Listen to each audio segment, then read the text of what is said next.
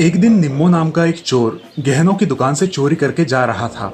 इतने में उसकी जेब से एक कीमती हीरा नीचे गिरा। जब तक वो झुककर उसे उठाता, एक मुर्गी ने उसे निगल लिया।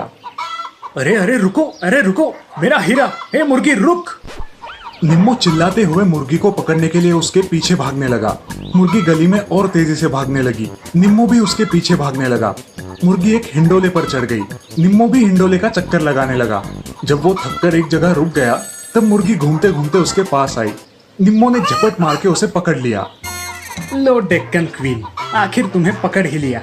अब दिखा मेरे चुंगल से निकलकर। तब मुर्गी ने उसके चेहरे पर जोर से तोच मारा। निम्मो जोर से चिल्लाया और मुर्गी उसके हाथों से छूटकर भाग गई। ओए ओए, ओ तेरी! मुर्गी के तोच मारने के बावजूद भी निम्मो ने हार नहीं मानी। वो फिर से मुर्गी के पीछे भागा और मुर्गी उछलकर एक ऑटो पर जा बैठी।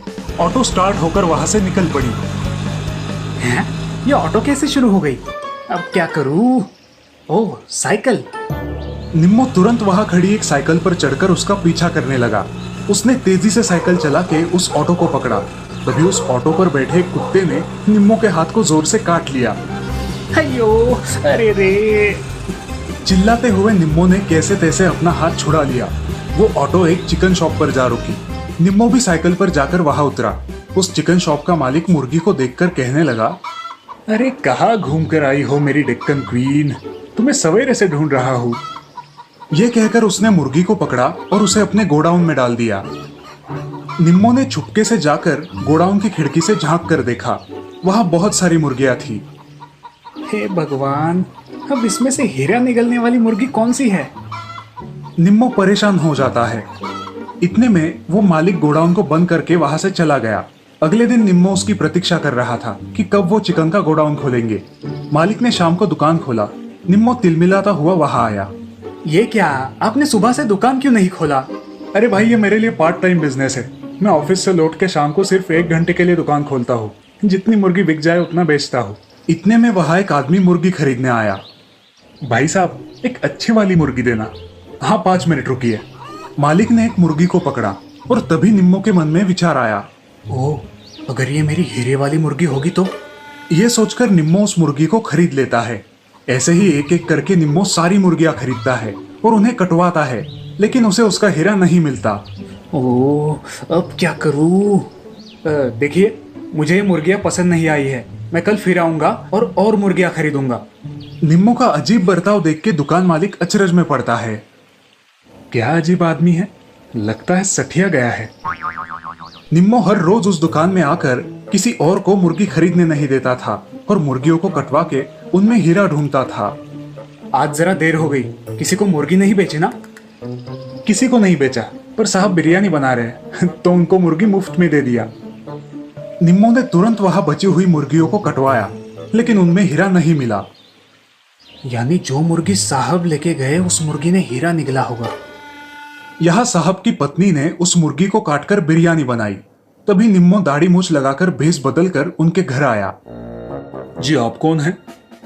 मैं सीआईडी अफसर सक्सेना हूँ। आपके घर एक केस के सिलसिले में आया हूँ।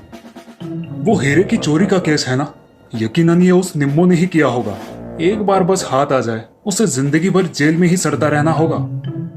निम्मो घबराकर बोला, ठीक है, मुझे बहुत भूख लगी है।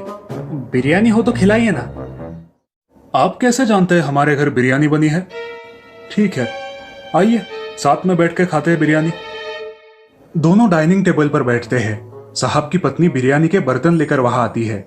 निम्मो बेसब्री से उस बर्तन की ओर देखता है। साहब की पत्नी उसकी प्लेट में बिरयानी परोसती है। निम्मो उस प्लेट में हीरा ढूंढने लगता है। बिरयानी खाना छोड़कर क्या ढूंढ रहे हैं सर आप? कुछ नहीं, बस यही चेक कर रहा था कि चावल में कंकर तो नहीं है। निम्मो साहब की प्लेट छीन के उसमें भी हीरा ढूंढने लगा। बाद में बर्तन को भी छीन लिया और उसमें भी हीरा ढूंढने लगा।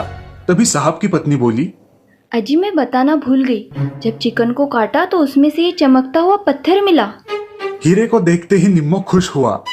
अरे, ये तो हीरा है। निम्मो को साहब और उसकी पत्नी शक की निगाह से देखने लगे और साहब ने तुरंत उसकी नकली दाढ़ी खींच ली। क्यों रे कमीने, तो तुम्हारे चुराए हुए हीरे को इस मुर्गी ने निकला था और इसे हासिल करने सीधे इधर चले आए, लेकिन उस मुर्गी ने पकड़वाया है तुम्हें। अब चलो, जेल की हवा खाओ। और इस प्रकार साहब ने निम्मो को पकड़ लिया और जेल में डाल दिया। तो दोस्तों, इस कहानी से हमें यह सीख मिलती है कि झूठ कभी ना कभी दुनिया के सामने आ ही जाता है। इसीलिए हमेशा सच्चाई के रास्ते चलने में ही हमारी भलाई है।